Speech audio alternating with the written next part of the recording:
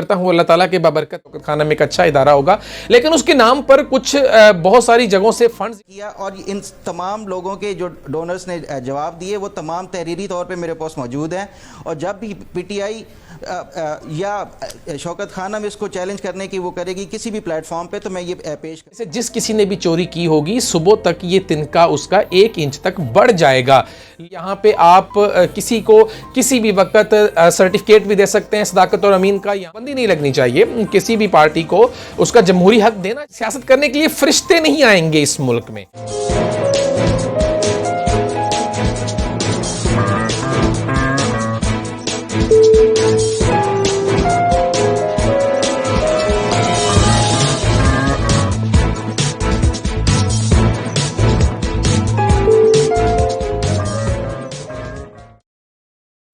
औज़ुबिल्लाहि मिनश्शैतानिर्रजीम बिस्मिल्लाहिर्रहमानिर्रहीम। शुरू करता हूँ अल्लाह ताला के बाबरकत नाम से जो निहायत मेहरबान और निहायत रहम वाला है। ख़वातीनो हज़रात, एक दफ़ा एक मुल्क में एक चोरी का अनोखा वाक़या रूनुमा होता है जिसको पकड़ने के लिए अब बादशाह ने अपने जो मुल्क के तमाम तर अच्छे से अच्छे खोजी हैं उनको बुलवाया और उनको कहा कि मुझे इस चोरी के बारे में निशानदही और चोर को पकड़ना है। अब सवाल ये पैदा होता था कि किस तरह से इस चीज़ को बरूए कार लाया जाए, क्योंकि वो ज़माना ऐसा था जिसमें आपको CCTV फुटेज भी नहीं मिल सकती हैं। तो लिहाजा अब खोजियों ने जब अपनी पूरी तमाम तर सलाहियात को बरूए कार लाया तो उसमें से एक खोजी इस नतीजे पर पहुंचा कि उसको 5 अफराद के ऊपर शक हुआ। अब फैसला ये था कि इन 5 लोगों को कैसे इनमें से किसी ऐसे उस शख्स को पकड़ा जाए जिसने चोरी की है, क्योंकि किसी के एक के साथ ज्यादती ना हो जाए। इसके लिए फिर एक तकनीक को अपनाया गया और वो तकनीक ये थी कि उन 5 लोगों को बुलवा कर ये कहा गया कि ये एक एक तिनका आपको दिया जा रहा है। आप में से जिस किसी ने भी चोरी की होगी सुबह तक ये तिनका उसका 1 इंच तक बढ़ जाएगा। लिहाजा अभी आप लोग घर जाइए और सुबह इस तिनके को लेकर दोबारा दरबार में वापस आ जाइए। अब 4 लोग तो सुकून के साथ सो गए क्योंकि उन्हें पता था कि उन्होंने चोरी नहीं की है, लेकिन उनमें से एक चोर ऐसा था जिसने अपने तिनके को 1 इंच काट के छोटा कर दिया, ये समझकर कि चूंकि चोरी मैंने की है और अगर ये 1 इंच तक बढ़ जाता है तो ये उन्हीं तिनकों के बराबर हो जाएगा, तो लिहाजा मैं तो पकड़ा ही नहीं जाऊंगा। तो मैं तो बहुत ही समझदार और मैं तो बहुत ही ज्यादा अक्लमंद चोर हूं। लिहाजा कल जब वो बादशाह के दरबार में पेश किए गए तो उनमें से जब 4 तिनके देखे गए तो वो तो बिल्कुल पूरे थे, लेकिन 5वां तिनका 1 इंच छोटा था। लिहाजा उसी को पकड़ लिया गया और वो साबित हो गया कि उसी ने चोरी की थी। कुछ इसी तरह की सूरत हाल ख़वातीनो हज़रात इस वक्त हमारी एक सियासी पार्टी के साथ भी है कि उन्होंने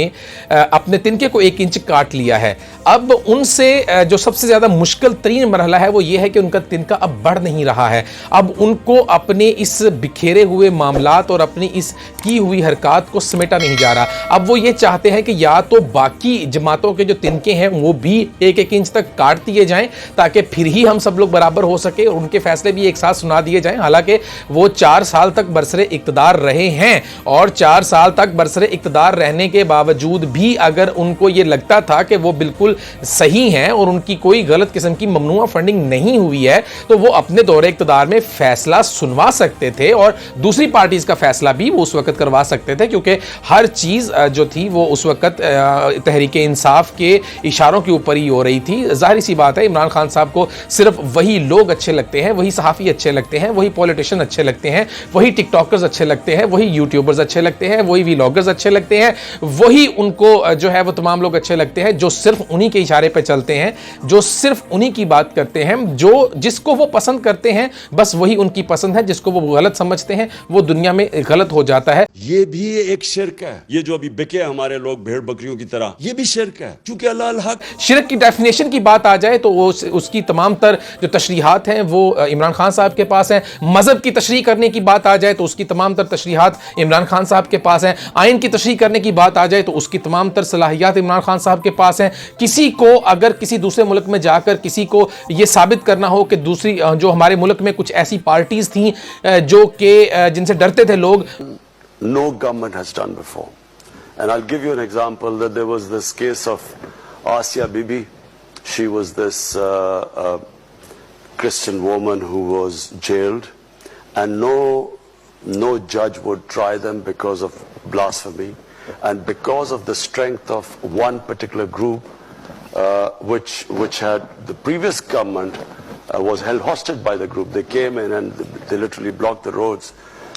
हमने इस वक्त डिफरेंट काम किया है कि हमने आपको जो है वो इस तरह साबित कर दिया कि हम जो है वो सिर्फ मजहबी नहीं हैं, हम थोड़े से हटके हैं उन तमाम जमातों से। लिहाजा मजहब कार्ड भी बेचा जाता है इस मुल्क में, सियासत भी की जाती है इस मुल्क में। यहाँ पे आप किसी के ऊपर फतवा भी लगा सकते हैं, यहाँ पे आप अपनी मर्जी के फैसले भी मुसल्लत कर सकते हैं, यहाँ पे आप रातों रात अदालतों के दरवाजे भी खुलवा सकते हैं, यहाँ पे आप कानून भी बदल सकते हैं, यहाँ पे आप किसी को किसी भी वक्त सर्टिफिकेट भी दे सकते हैं सदाकत और अमीन का। यहाँ पे आप किसी वक्त किसी को आप नाअहल सारी जिंदगी के लिए भी करार दे सकते हैं, क्योंकि यहाँ पे कुछ अंधेर नजरी चौपट राजा वाली बातें भी लाहक हो जाती हैं। लेकिन क्या करें, फिर भी हमें उम्मीद और नवीद इस बात की हमेशा कायम रहेगी कि इंशाअल्लाह एक ना एक दिन हमारे मुल्क में भी अदल व इंसाफ, हमारे मुल्क में भी तमाम तर इस्तेहकाम, हमारे मुल्क की सियासी पार्टियों के अंदर एक नया नजरिया, हमारे मुल्क के अंदर एक नया जमहूरी निज़ाम और हमारे मुल्क के अंदर बर्दाश्त जो है वो लाजमी आएगी।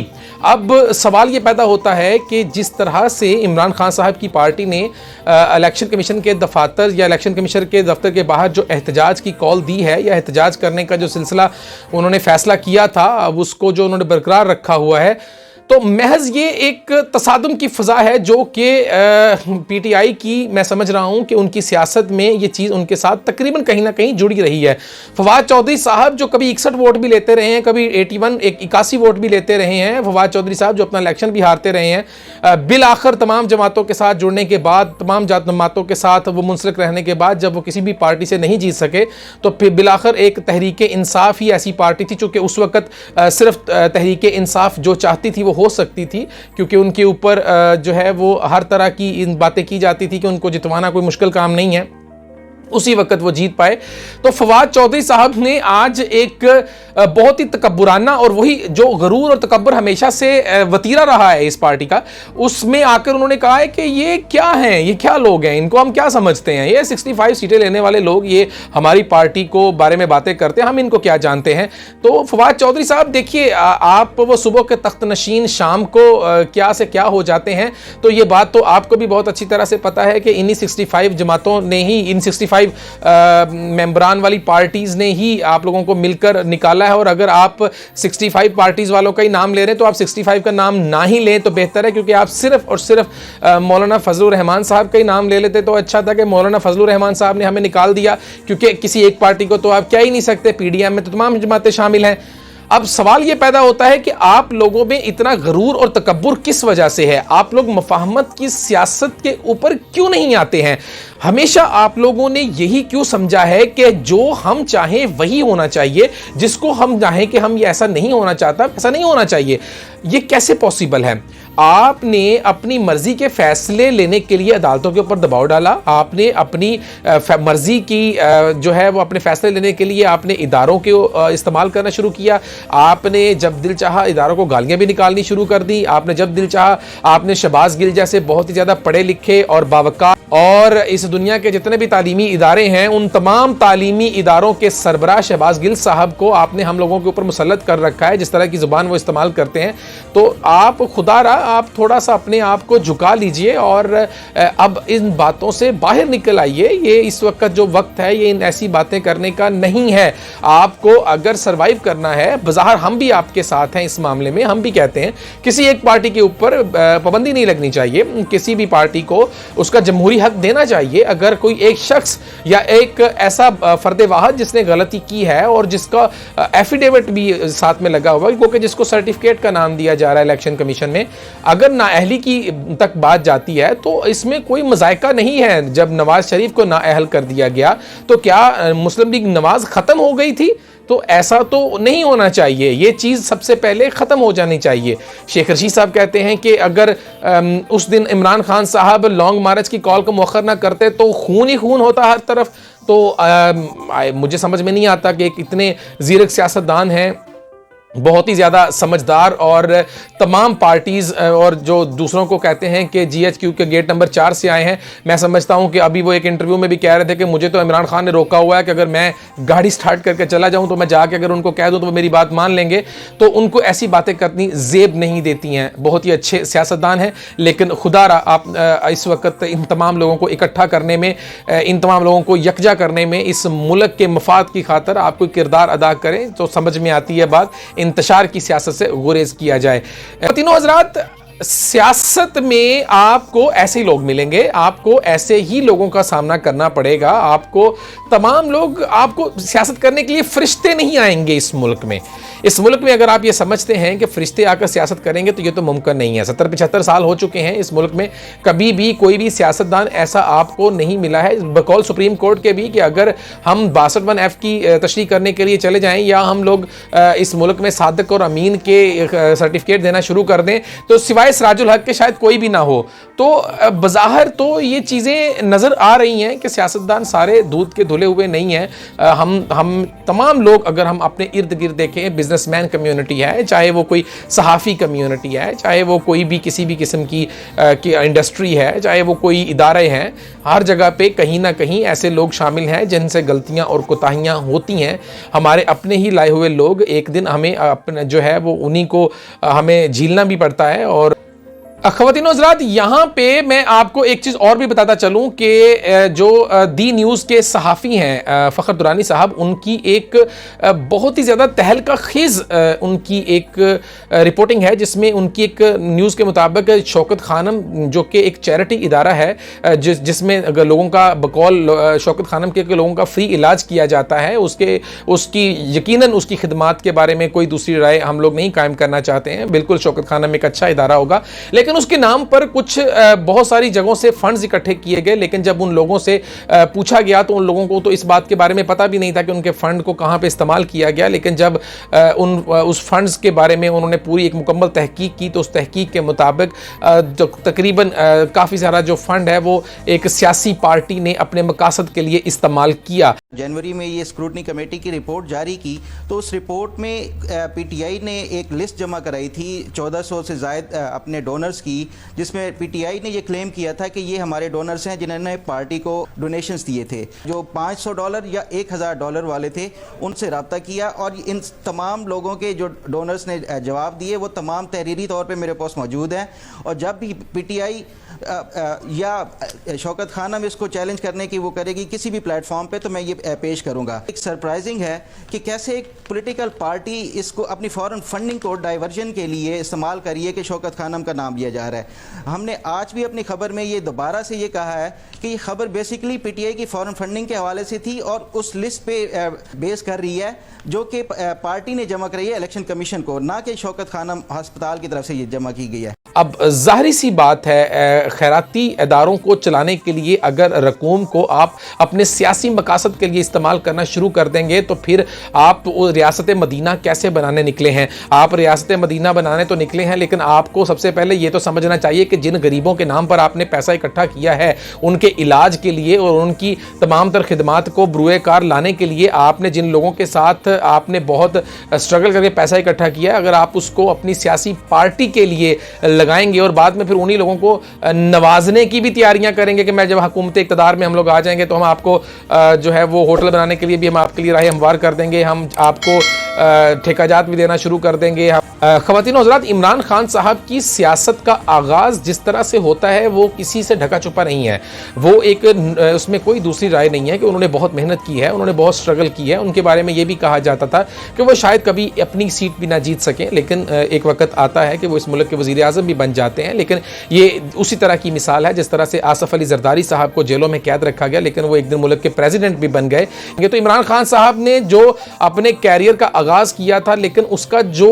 अब तक पहुँच कर आकर जो उसकी रिजल्ट्स नज़र आ रहे हैं वो बहुत अच्छे नहीं हैं। मतलब आप ये देख लीजिए कि उनके 26 साल कैरियर में उन्होंने परवेज़ इलाही को वज़ीर आला पंजाब बनाने के लिए अपनी पार्टी के तमाम तर ओहदेदारों के ऊपर फोकियत दे दी। गो के परवेज़ इलाही ने एक अच्छी वजारत आला संभालने के अहल हैं, इसमें कोई शक नहीं है। लेकिन बात सियासी हो रही है तो सियासी बात में हम आपको ये बता देना चाहते हैं कि असल में इमरान खान खान साहब ने अपनी लाइफ में कितने यू टर्न्स लिए हैं और कितनी दफ़ा उन्होंने लोगों को और आवाम को, और उन्होंने अपने बयानात से और अपने जोशीले अंदाज़े खिताब से और उन्होंने अपनी जो सोशल मीडिया की ब्रिगेड है उससे लोगों को किस तरह से कायल रखा हुआ है, उन्होंने किस तरह से इस वक्त तमाम लोगों को अपने ऊपर हायल किया हुआ है। भी एक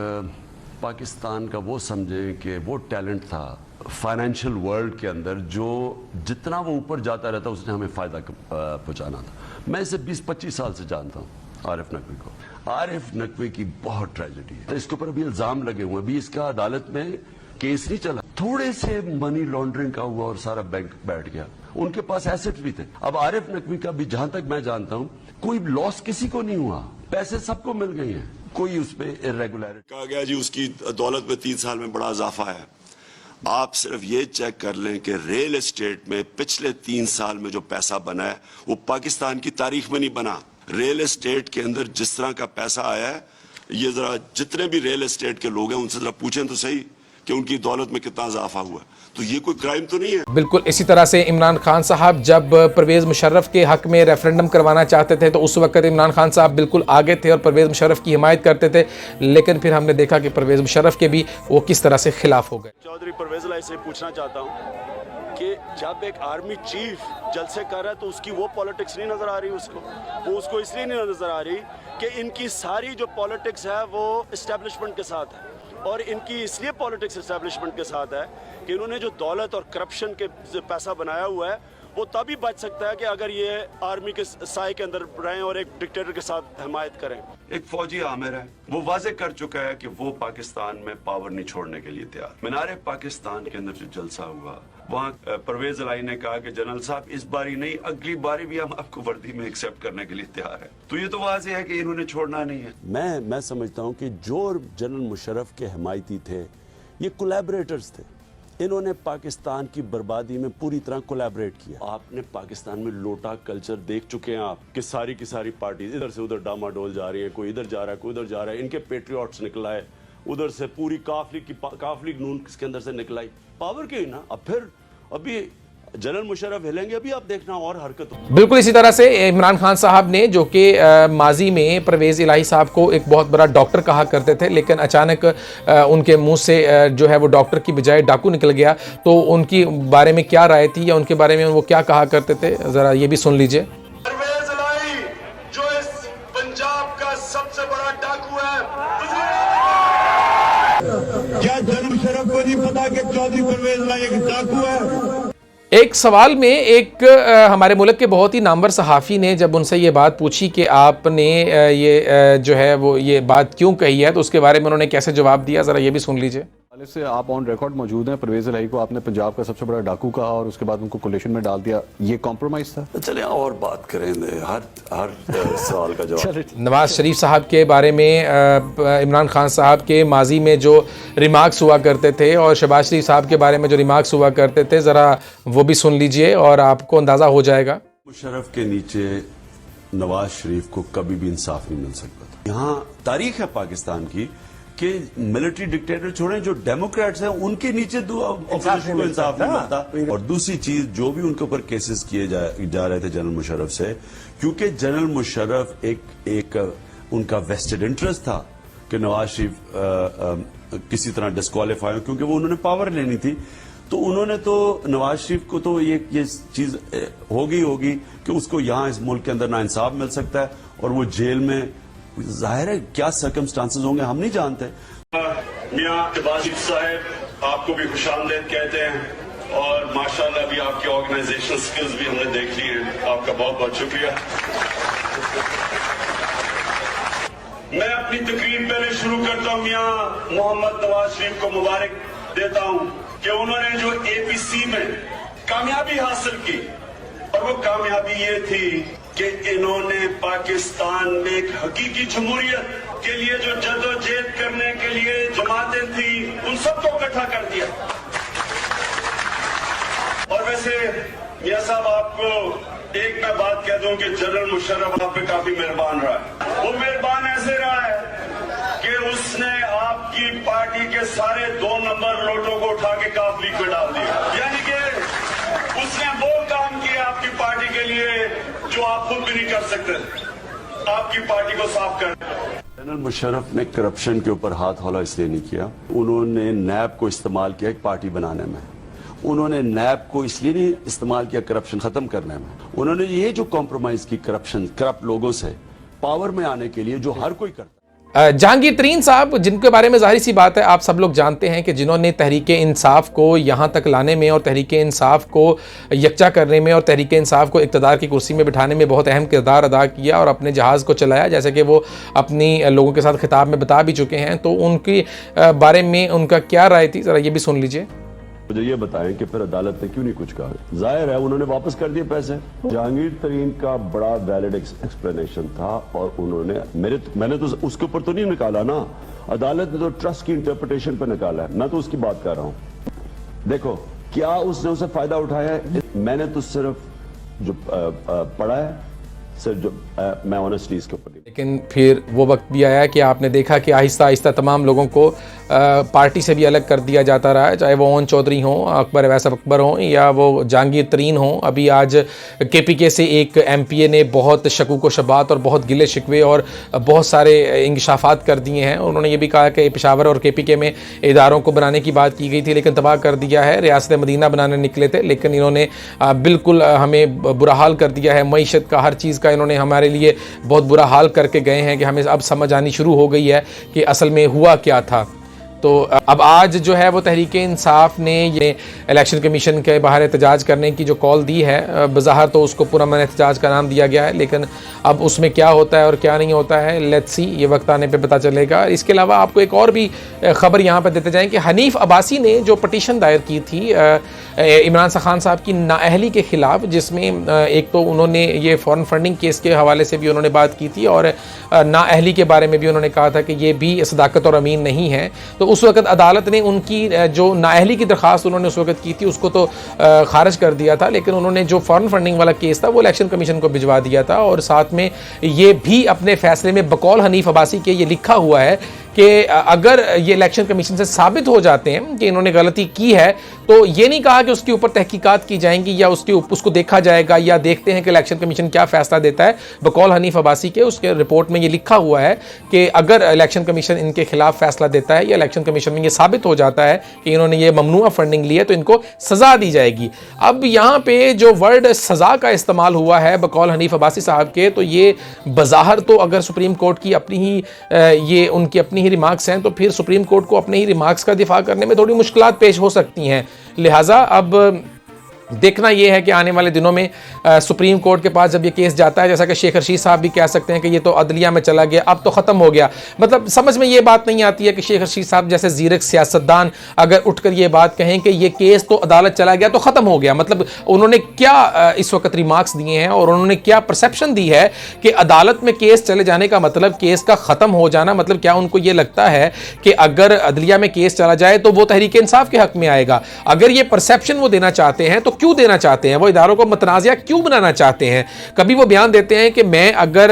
गाड़ी को स्टार्ट करके चला जाऊं और मैं उन दोस्तों के साथ मिल जाऊं जाकर जो कि इमरान खान साहब से नाराज़ हो गए हैं, एक सवाल में के जवाब में उन्होंने कहा था कि मैं जब चाहे चला जाऊं तो ये सारे मामला ठीक हो सकते हैं। तो मैं समझता हूं कि शेख रशीद साहब को तो फिर जाना चाहिए और मामला को ठीक करना चाहिए। अगर वो ये समझते हैं कि इमरान खान साहब ने उनको रोका हुआ है तो ये बात हम में से कोई भी समझने को तैयार नहीं है, क्योंकि इमरान खान साहब को जितना इक़्तिदार पसंद है ये हम सब लोग जानते हैं कि वो इक़्तिदार में किस हद तक जा सकते हैं। अभी आपने तमाम तर चीज़ें आपके सामने रखी हैं, फैसला आपको खुद करना है।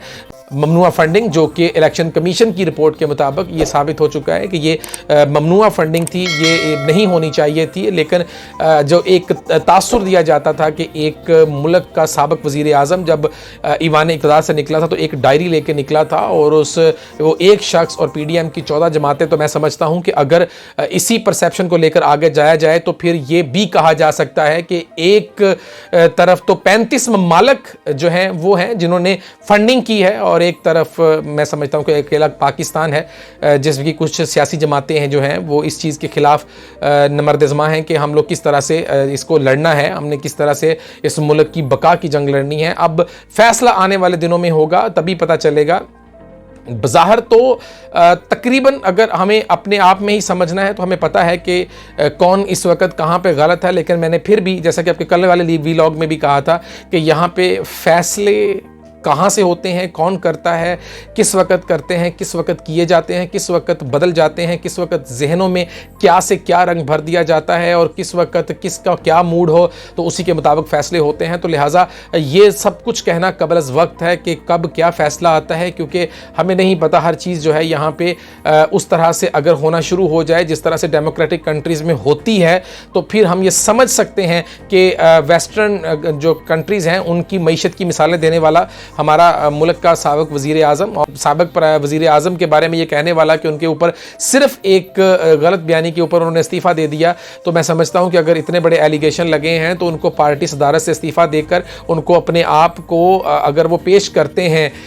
अपने आप के एहतसाब के लिए तो इसमें कोई मज़ायका नहीं है। वो पार्टी के हेड हैं और रहेंगे। नवाज शरीफ साहब नाअहल हो गए तो पार्टी ख़त्म नहीं हुई, बल्कि दोबारा फिर से उन्होंने जो है वो इलेक्शन लड़ा और इक़्तिदार में भी वो लोग आए और आज दोबारा फिर से मरकज़ में हुकूमत नून लीग की है। वो कैसे आई है, वो कैसे नहीं आई है, ये मैटर नहीं करता है, क्योंकि इमरान खान साहब भी जो हैं वो मेजॉरिटी के साथ नहीं पहुंचे हैं, वो भी कोलिशन गवर्नमेंट के साथ यहाँ तक पहुंचे थे। तो उम्मीद करते हैं इंशाअल्लाह ताला अल्लाह ताला जो है वो हमारे मुल्क के लिए जो भी फैसले करेगा वो बेहतर करेगा। और इस उम्मीद पर और इस आस पर कि हमारे मुल्क के इदारे जब तक कायम हैं और हमारे मुल्क के इदारे जब तक मुस्तहकम और मजबूत हैं, हमें इस मुल्क के बारे में कोई किसी किस्म का डर नहीं होना चाहिए। और एंड में फिर जो हमारे फ़ौजी जवान शहीद हो गए जो कि सैलाब मुतासरीन की मदद करते हुए, उनके लिए इंतहाई अफसोस जो है वो हमेशा इसी तरह से हमारे दिलों में रहेगा और बहुत ही दुख की घड़ी है। और इस दुख की घड़ी में हम उनके अहले खाना के भी साथ हैं और उन शुहदा को हम लोग खराज तहसीन पेश करते हैं। पाक फ़ौज के लिए हमारी जो हमदर्दियाँ हैं वो हमेशा से इसी तरह रहेंगी, क्योंकि हम हमेशा अपने इदारों को मजबूत देखना चाहते हैं। इजाज़त चाहूँगा। अल्लाह हाफिज़।